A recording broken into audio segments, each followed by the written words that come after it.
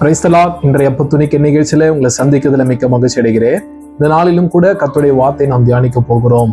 பாருங்க, அபிஷேகம் பண்ணப்பட்டவர்கள் எல்லாவற்றையும் திருப்பிக் கொள்வார்கள், அவர்கள் இழந்து போக மாட்டார்கள் என்பதை நாம் தியானித்து வருகிறோம். இந்த நாளிலும் கூட நாம் ஒரு வசனத்தை நாம் வாசிக்கிறேன். யோவேல் தீர்க்க தரிசன புஸ்தகம் 2வது அதிகாரத்துல 25வது வசனத்தை நான் உங்களுக்காக வாசிக்கிறேன். நான் உங்களிடத்தில் அனுப்பின என் பெரிய சேனையாகிய வெட்டுக்கிளிகளும் பச்சை கிளிகளும் முசுக்கட்டை பூச்சிகளும் பச்சை புழுக்களும் பட்சித்த வருஷங்களின் விளைவை உங்களுக்கு திரும்ப அளிப்பேன். ஆமேன். பாருங்க, பட்சித்த வருஷங்களின் விளைவை நான் உங்களுக்கு திரும்ப அளிப்பேன். இன்னைக்கு ஆண்டவர் உங்களை பார்த்து சொல்லுகிறாரு. பாருங்க, இஸ்ரவேல் ஜனங்க ஒரு காலத்துல பாருங்க, அவருடைய வாழ்க்கையில பிரச்சனைக்கு மேல பிரச்சனை அவருடைய தேசத்துல வந்து தேசத்துல இருக்கிற எல்லா நன்மையையும் அது கொண்டு போய் விட்டது. இதைதான் யோவேல் தீர்க்கதரிசி 1 அதிகாரம் 4வது வசனத்துல சொல்றாரு. பச்சை புழு விட்டதை வெட்டுக்கிளி தின்றது, வெட்டுக்கிளி விட்டதை பச்சை கிளி தின்றது, பச்சை கிளி விட்டதை முசுக்கட்டை பூச்சி தின்றது. பாத்தீங்களா, ஒரு பிரச்சனை வந்து அது முடியறதுக்குள்ள இன்னொரு பிரச்சனை, ஒரு பிரச்சனை வந்து முடியறதுக்குள்ள இன்னொரு பிரச்சனை.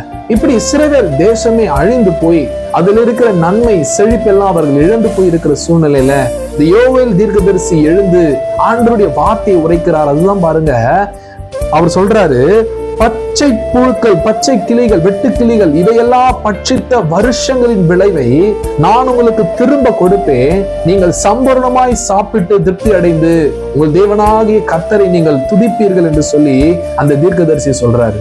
இதை கேட்டுக்கொண்டிருக்கிற கர்த்தருடைய பிள்ளையே, உங்க வாழ்க்கையில நீங்க இழந்து போயிருக்கிறீங்களா? இப்படி பிரச்சனைக்கு மேல பிரச்சனை வந்து நீங்க எதையாவது உங்க வாழ்க்கையில இழந்து கொண்டே இருக்கிறீங்களா? ரொம்ப நாளா என் வாழ்க்கையில சந்தோஷமே இல்லைங்க, எல்லாவற்றையும் நான் இழந்து கொண்டே இருக்கிறேன், இப்படி நீங்க போய்கொண்டிருக்கிறீங்களா? நீங்க அபிஷேகம் பண்ணப்பட்டவங்க, நீங்க கர்த்தரால் தெரிந்து கொள்ளப்பட்டவங்க, மறந்துடாதீங்க. பாருங்க, இஸ்ரவேல் ஜனங்க அவங்க தேவனால் தெரிந்து கொள்ளப்பட்ட அபிஷேகம் பண்ணப்பட்டவங்க. சங்கீதம் 105:15 சொல்லுகிறது அவர்களை குறித்து, நான் அபிஷேகம் பண்ணினவர்களை நீங்கள் தொடாமலும். அல்லேலூயா. அப்ப அந்த இஸ்ரவேல் ஜனம் அபிஷேகம் பண்ணப்பட்டவர்கள். அவர்கள் இழந்த நாட்களின் நன்மையை தேவன் அவர்களுக்கு திரும்ப கொடுத்தார். இன்னைக்கு இதை கேட்டுக்கொண்டிருக்கிற நீங்க உங்க வாழ்க்கையில பல வருஷங்களாய் நீங்கள் இழந்து கொண்டே இருக்கிறீங்க. ஆனா நீங்கள் திருப்பிக் கொள்ளுகிற ஆண்டை, திருப்பிக் கொள்ளுகிற நாட்களை கர்த்தர் இன்றைக்கு உங்க வாழ்க்கையில கொண்டு வருகிறார். ஆகையினால இந்த வார்த்தையை விசுவாசிங்க.